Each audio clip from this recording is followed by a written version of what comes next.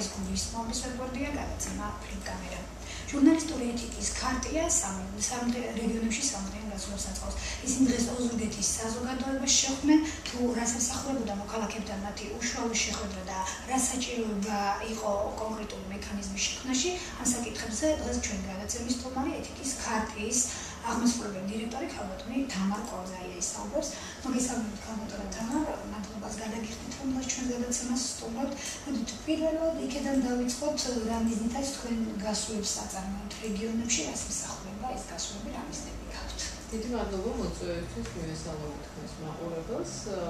ჟურნალისტური ეთიკის ქარტია ყველა რეგიონში აწარმოებს პერიოდულად ესეთ გასვლებს, იმიტომ რომ ჩვენ ვფიქრობთ, რომ ქარტია რაც შეიძლება უფრო ახლოს უნდა იყოს მოქალაქეებთან, ადამიანებთან, რომლითაც ის არსებობს. რა არის ჟურნალისტური ეთიკის ქარტია? ეს ერთ-ერთი არასამთავრობო ორგანიზაცია, წევრობაზე დაფუძნებული, მასში გაწევრიანებული 115 ჟურნალისტი. და ქარტიის არსი მდგომარეობს იმაში, რომ მას უნდა გახადოს მედია უკეთესი, ის ყველაფერს აკეთებს იმისთვის, რომ მედია იყოს უკეთესი და ამავე დროს მედია იყოს მაქსიმალურად ხელმისაწვდომი საზოგადოებისთვის და მედია იყოს ხალხთან რაც შეიძლება ახლოს. რაში გამოიხატება ეს? ეს გამოიხატება იმაში, რომ ქარტია მზად არის მოისმინოს ამ მისი წევრი ჟურნალისტების მიმართ არსებული ნებისმიერი პრეტენზია.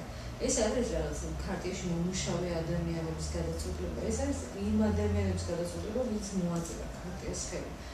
ერთი სიტყვით ეს რო ვთქვათ, ეს არის თითოეული ჟურნალისტის, თითოეული ხელმომწერი ჟურნალისტის პასუხისმგებლობა დაიცვას ის 11 ეთიკური პრინციპი, რომელიც ქარტიის მიერ იქნა აღიარებული და ეს არის თითოეული მოქალაქის შესაძლებლობა თუ ჩათვლეს, რომ ქარტიის წევრი იურისტი დაარღვევს ამ მოთხოვნას, მან მიმართოს ქარტიის საბჭოს და ქარტიის საბჭო უნდა იმსჯელოს მოქალაქის პრეტენზიას. თუმცა აი ამ ყველაფრამდე იქნებოდა წინასაფუძვლები, წინაპირობები, რის გამოც შეიქმნებოდა ეს კონკრეტული ქარტია. აი ამდენად დროული იყო ეს ყველაფერი და საერთოდ რამდენადიობა, რომ კონკრეტული მექანიზმის საჭიროება ჩაგითვალოთ საჭიროდ.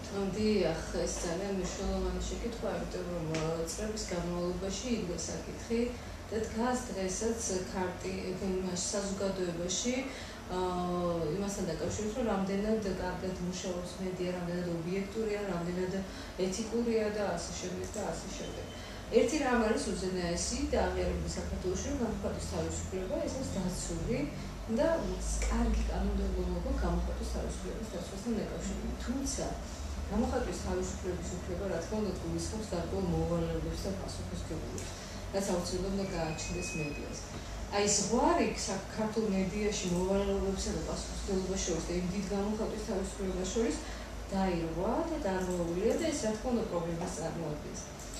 და როდესაც იზრდება უკმაყოფილო ადამიანთა რაოდენობა მედიის მიმართ, ბუნებრივია ეს მოითხოვს რაღაც სახის რეაგირებას, რეგულირებას, რაც გინდათ ის დავარქვათ, მაგრამ თუ თვითონ მედია რაღაც წვრილმან დეტალებს არ მოაწესრიგებს, რა თქმა უნდა ეს უკმაყოფილება გაიზრდება და უკვე ხელისუფლება შემოდის ამ დროს დიდი სურვილით, რომ ჩაერევოს და დაარეგულიროს მედია.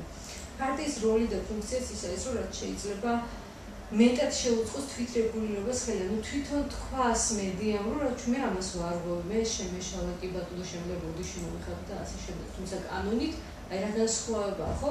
როდესაც უკმაყოფილო მოქალაქე მოდის მაგალითად ეგრეთ თქვენთან ქალბატონოთია და გეუბნებათ, რომ თქვენ შეგეშალოთ, თქვენ შეგიძლიათ, რომ გამოაცხადოთ მეორე გადაცემაში, რომ შემეშალა, შეცდომა დაუშვით, ფაქტი იყო შეცდომა, შეფასება იყო გადაჭარბებული. ამას თვითონ რომ გააკეთებთ, რა თქმა უნდა, გარედან არავის ჩარევის საფუძველი არ წარმოიქმნება.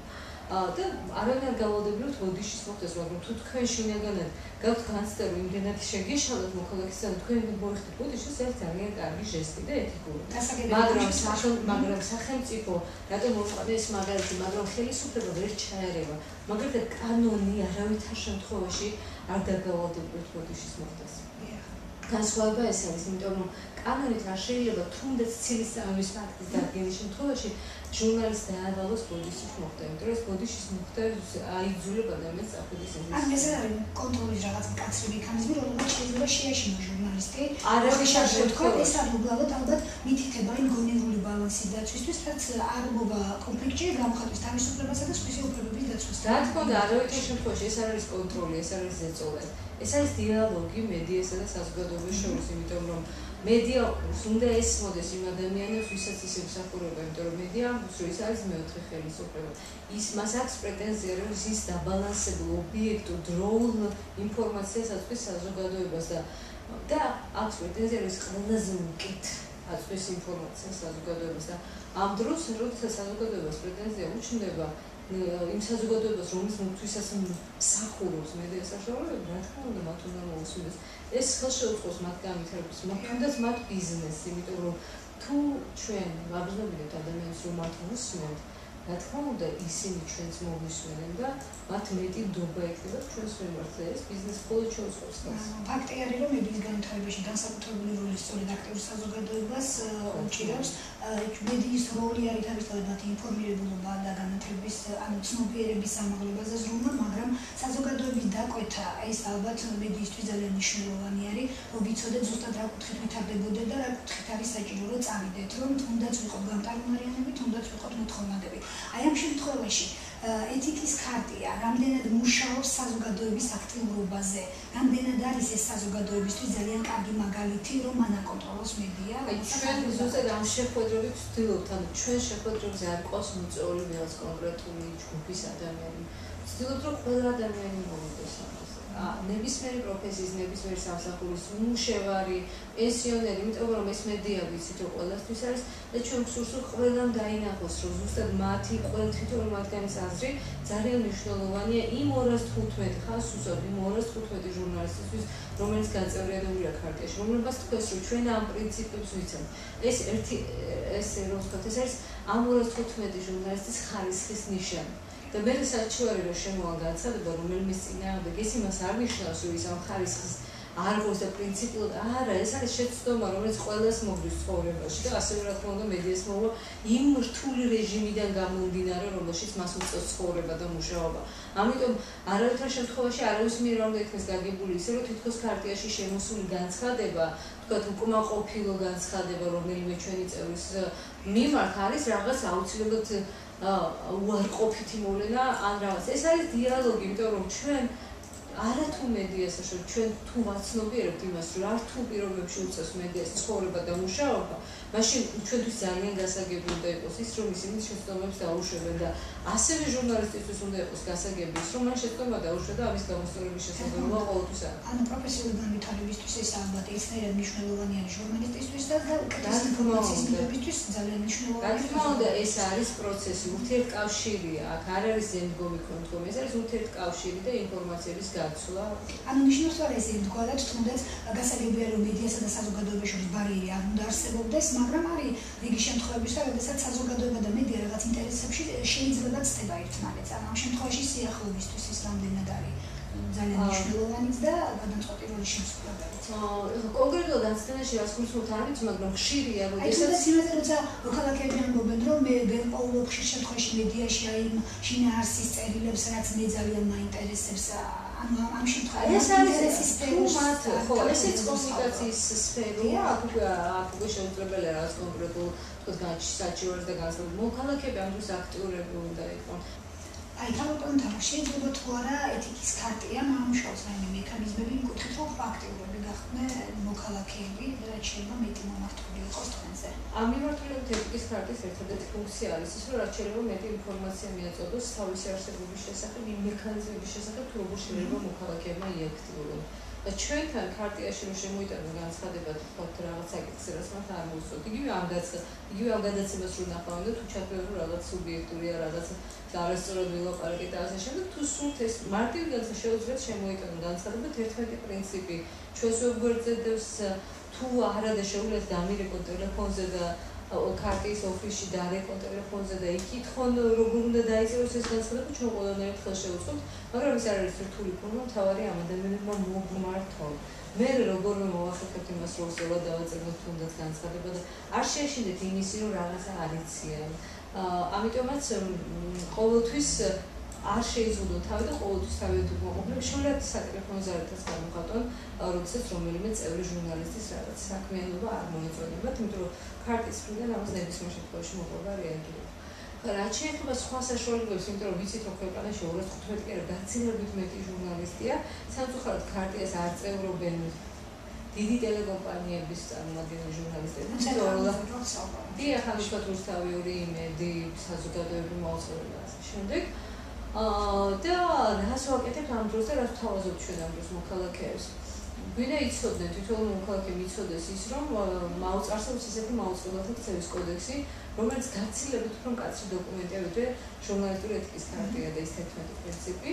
და თითოეული მაუწყებელი, თითოეული ტელევიზია ვალდებულია ჰქონდეს თვითრეგულირების კომისია. თუ არ მოგწონს ამ ტელევიზიების საქმიანობა, ჩვენ შეგვიძლია დავუწეროთ მათაც განცხადებები და საჩუქრები და მოვითხოვოთ რეაგირება. ამიტომ ნუ შევიზღუდოთ თავს. თუნდაც ისეთი ერთწინადადებიანი, ერთგვერდიანი წერილით გავაგებინოთ, რას ვითხოვთ ჩვენ ამ ტელევიზიებისგან. არის შემთხვევები, განსაკუთრებით ხშირად გარღვევები, ყველა ტელევიზია თანხდება იმაზე, რომ მაგალითად არასრულწლოვნების ინტერესები უცილებლად უნდა იყოს დაცული და არაერთი შემთხვევაში ამიშენებო არ უნდა მოხდეს, მაგრამ ყველა ტელევიზია აქვს არასრულწლოვნის უფლებას. და როდესაც ზიხარ სამში და ყავს არასრულწლოვანი შვილი და ხედავ, რომ ისეთი გადაცემაა, რომელიც შენი შვილის ინტერესებს შენახავს, და ხედავ, რომ ვიღაცას არასრულწლოვანი შვილის ინტერესები შენახავს, მიწერე წერილი ტელევიზიას, იმიტომ რომ არავინ არ იცის ვინ რა მდგომარეობაში აღმოჩნდება. მაგალითად, მეც მყავს 2 არასრულწლოვანი შვილი და არ ვიცი, რა დროს შეიძლება გადავლონ ჩემს შვილს. და სკოლაში შევიდნენ და მომდეთ სკოლის ამბების გაშვება და ჩემი შვილის თანხმობის გარეშე გადავდეს. მე ვალდებული ვარ, როცა შვილს ხედავ ამ მდგომარეობაში, ვალდებული ვარ ამაზე რეაგირება მოვახდე. ამ შემთხვევაში რეაგირება არის ერთ-ერთი ყველაზე მნიშვნელოვანი. რეაგირება არის ერთადერთი საშუალება. არ ვიფიქროთ, რომ ეს არის ბრძოლა, ეს არის დავა, არა, ეს არის უბრალოდ ხომ მიუთითებს საკუთარ შვილს ოჯახში, რომ რაღაცას ცუდად აკეთებს, იმიტომ რომ მეორეჯერ არ გააკეთებს. დაახლოებით ესეთი რაღაცა. ახლა რა თქმა უნდა, მოლავს არ ვკითხულობ, მე ვცდილობ სისტემა დავანახო მოქალაქეებს. ეს რომ ეს ძალიან მარტივი და იოლი.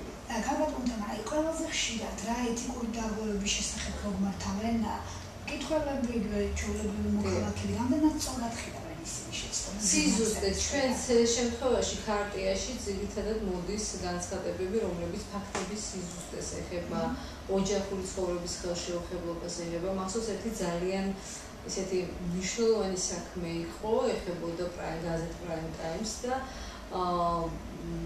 სიზუსტეს დარღვეული იყო, არასრულწლოვანთა ინტერესების დარღვეული იყო და პირადი ცხოვრების ხელშეუხებლობას იყო დარღვეული. მიუხედავად იმისა, რომ თვითონ ქალბატონთან იყო ინტერვიუ ჩაწერილი, მისი შვილების პირადი ცხოვრება მაინც ყოფილი იყო და იმ შემთხვევაში დადგინდა ქარტიის მიერ, რომ ჟურნალისტებმა Prime Time-ის წარმომადგენლებმა დაარღვიეს ქარტიის პრინციპები. ფაქტების გადამოწმება, ძირითადად უფრო სიზუსტეთან დაკავშირებით გვაქვს პრობლემა და პირადი ცხოვრების ხელშეუხებლობა. და არის თუ არა შემთხვევები, როდესაც ერთი და იგივე ჟურნალისტი ძალიან ხშირად იმეორებს ერთ და იმავე შეცდომას. ესეც სტატისტიკას ვერ მოგიყვანთ, იმიტომ რომ ჩვენ ძირითადად ვსჯელობთ იმაზე, რაზეც შემოვიდეს განცხადება. ამიტომ შეიძლება ჟურნალისტი ყოველდღე არ ღვევს ქარტიის პრინციპს. არა, აი ამ შემოსულ განცხადებების საფუძველზე. ან ვერ და იმავე ჟურნალისტი. ტენდენცია კი იყო რამდენიმე საჩივარი, მაგალითად საბა ციციკაშვილის წინააღმდეგ, ჩვენი ქარტიის საბჭოს წევრის გელანტულიშვილის წინააღმდეგ, მაგრამ იქ შემთხვევაში დადასტურდა დარღვევა, იქ შემთხვევაში აღარ დადასტურებულა ეს დარღვევა. მაგრამ მნიშვნელოვანი არის ის, რომ მაგალითად საბა ციციკაშვილის საქმის განხილვა იმდენად ობიექტურად, იმდენად მძიმედ მიდიოდა, ძალიან ბევრი არგუმენტი იქნა მოყვანილი და 4 საათზე მეტი ვშელობდა საბჭო ამ საკითხებზე. და ბოლოს მიუხედავად იმისა, რომ საბა ციციკაშვილი დამრღვევად ერთ საქმეზე ცნო ქარტიამ, არავის არ დარჩენია განცდა, რომ ეს გადაწყვეტილება იყო ან მიკერძოებული, ან უსამართლო, ან ასე შემდეგ. ამ შემოტანილ საჭიროებში ხვდებიან ერთი და იგივე სახელმწიფო ჟურნალისტები, მაგრამ შემთხვევაში არ არის. ყოველთვის ეს არ ნიშნავს, რომ ისინი დამპყრობები არიან. და ბოლოს მინდა კითხო ქალბატონთან, აი მედიაზე კონკრეტულად რომ ვისაუბროთ, დღეს ფაქტი არის, რომ მედია სერიოზული გამოწვევების წინაშე დგას, აი განვითარების რა ეტაპებზე ვართ და როგორ შეგვიძლია რომ გავხდეთ უფრო პირველ რიგში ყველაზე მთავარი თვითკმარი, შემდეგ დამტარუნარი არის და მოთხოვნადი. ძალიან დიდი მადლობა. ზოგადი შეფასება ძალიან რთულია, იმიტომ რომ ზოგადად მედია ძალიან ბევრი სხვადასხვა ფორმის არსებობს, ხო? შეიძლება ვილაპარაკოთ, რომ ტელემედია მართულია. და ამ შემთხვევაში ბეჭდური მედიაზე ვისაუბროთ. ბეჭდური მედია და ინტერნეტ მედია ბევრად თავისუფალია, ამიტომ მათ ბევრად მეტი შანსი აქვს განვითარების და იმის, რომ იყოს თვითმარი. რაც უფრო მეტად გაიზიარებს ბეჭდური მედიაც და ინტერნეტ მედიაც მოქალაქეების სურვილებს და ინტერესებს მით უფრო მეტი შესაძლებლობა აქვს რა თქმა უნდა განვითარებას. ძალიან დიდი მადლობა კიდევ ერთხელ იმისთვის, რომ დღეს იყავი ჩვენი გადაცემის სტუმარი. მე ჩემს კითხვასა და მაყურებელს შევახსენებ, რომ დღეს ფრიკამერის სტუმარი გახდათ ჟურნალისტური ეთიკის ქარტიის აღმასრულებელი დირექტორი ქალბატონი თამარ კორძაია. მე მომავალ ხუთშაბათთან გეშვიდობებით, კარგად წენდებოდეთ, ნახვამდის.